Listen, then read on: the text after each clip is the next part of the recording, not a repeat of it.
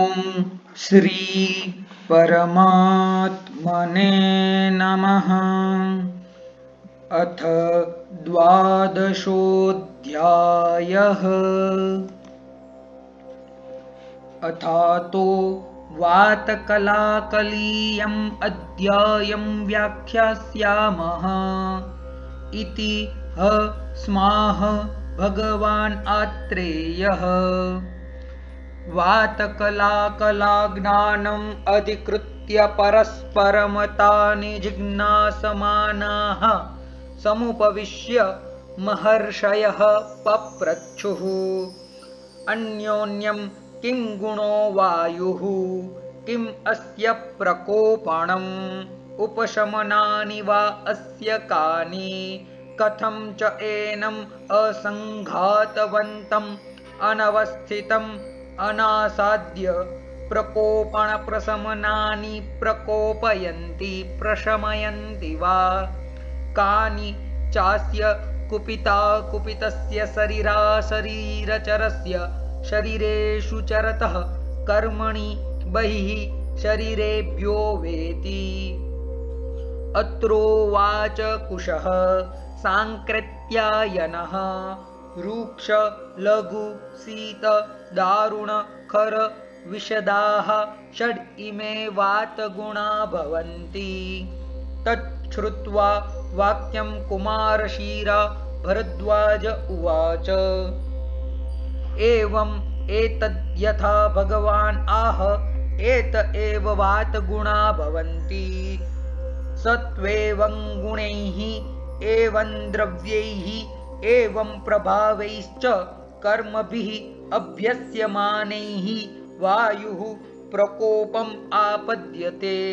समानगुणाभ्यासो हि धातूनां वृद्धिकारणम् इति। तच्छ्रुत्वा वाक्यं काङ्कायनो बालिकविशक उवाच। एवम् एतद्यथा भगवान् आह एतानि एव वातप्रकोपणानि भवन्ति। अतो विपरीतानि वातस्य प्रशमनानि भवन्ति। प्रकोपणविपर्ययो हि धातूनां प्रशमकारणम् इति। तच्छ्रुत्वा वाक्यं बडिशो धामार्गव उवाच। एवम् एतद्यथा भगवान् आह एतानि एव वातप्रकोपप्रशमनानि भवन्ति। यथा हि एनम् असङ्घातम् अनवस्थितम् अनासाद्य प्रकोपणप्रशमनानि प्रकोपयन्ति प्रशमयन्ति वा, तथानु व्याख्यास्यामः। वातप्रकोपणानि खलु रूक्ष लघु शीत दारुण खर विशद सुशिरकराणि शरीराणां। तथा विधेषु शरीरेषु वायुः आश्रयं गत्वा आप्यायमानः प्रकोपम् आपद्यते। वातप्रशमनानि पुनः स्निग्ध गुरु उष्ण श्लक्ष्ण मृदु पिच्छिल घनकराणि शरीराणां। तथा विधेषु शरीरेषु वायुरसज्जमानश्चरन् प्रशान्तिम् आपद्यते। तच्छ्रुत्वा बडिशवचनम् अवितथम् ऋषिगणैः अनुमतम् उवाच। वार्यो विदो राजर्षिः। एवम् एतत् सर्वम् अनपवादं यथा भगवान् आह। यानि तु खलु वायोः कुपितस्य शरीरचरस्य शरीरेषु चरतः कर्माणि बहिः शरीरेभ्यो वा भवन्ति। तेषाम् अवयवान् प्रत्यक्षानुमानोपदेशैः साधयित्वा नमस्कृत्य वायवे यथाशक्ति प्रवक्ष्यामः। वायुः तन्त्रयन्त्रधरः प्राणोदानसमानव्यानापानात्मा प्रवर्तकः चेष्टानाम् उच्चावचानां नियन्ता प्रणेता च मनसः सर्वेन्द्रियाणाम् उद्योजकः सर्वेन्द्रियार्थानाम् अभिवूढा सर्वशरीरधातुव्यूहकरः सन्धानकरः शरीरस्य प्रवर्तको वाचः प्रकृतिः स्पर्शशब्दयोः श्रोत्रस्पर्शनयोः मूलः मूलम् हर्षोत्साहयोः योनि समीरणोऽग्नेः दोषसंशोषणः क्षिप्ता बहिर्मलानां स्थूलाणुस्रोतसां व्यक्ता कर्ता गर्भाकृतीनाम् आयुषोऽनुवृत्ति प्रत्ययभूतो भवत्यकुपितः कुपितस्तु खलु शरीरे शरीरं नानाविधैः विकारैः उपतपति बलवर्णसुखायुषाम् उपघाताय मनोव्याहर्षयति सर्वेन्द्रियाणि उपहन्ति विनिहन्ति गर्भान् विकृतिम् आपादयति अतिकालं वा धारयति भयशोकमोहदैन्याति प्रलापान् जनयति प्राणांश्चोपरुणद्धि प्रकृतिभूतस्य खल्वस्य लोके चरतः कर्माणि इमानि भवन्ति तद्यथा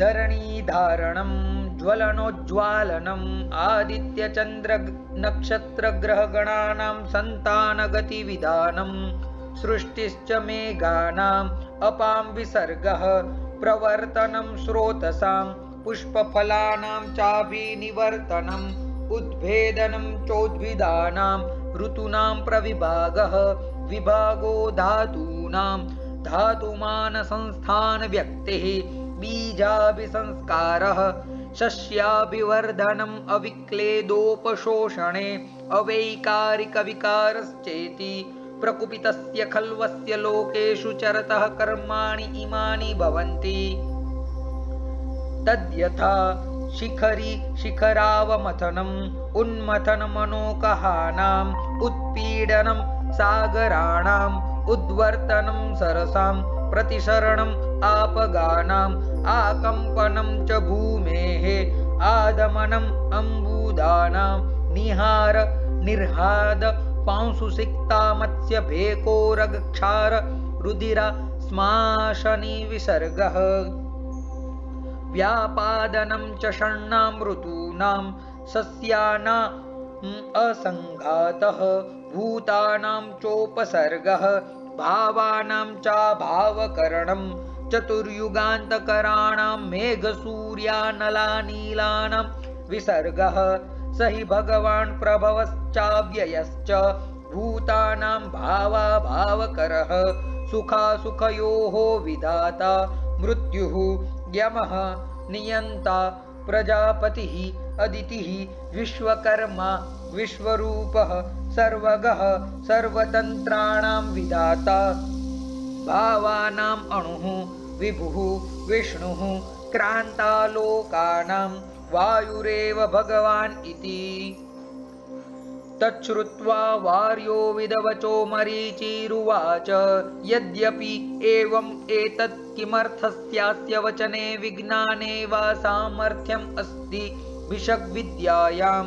भिषग्विद्याम् अधिकृत्येयं कथा प्रवृत्तेति वार्यो विद उवाच भिषक्पवनम् अतिबलम् अतिपरुषम् अतिशीघ्रकारिणम् आत्ययिकं चेत् नानुनिशम्येत् सहसा प्रकुपितम् अतिप्रयतः कथम् अग्रे अभिरक्षितुम् अभिधास्यति प्राग् एव एनम् अत्ययभयात् वायोः यथार्था स्तुतिरपि भवति आरोग्याय बलवर्णविवृद्धये वर्चस्वित्वायोपचयाय ज्ञानोपपत्तये परमायुः प्रकर्षाय च इति मरीचिः उवाच अग्निरेव शरीरे पित्तान्तर्गतः कुपितः शुभाशुभानि करोति तद्यथा पक्तिम् अपक्तिं दर्शनम् अदर्शनं मात्रा मात्रत्वम् ऊष्मणः प्रकृति विकृति वर्णौ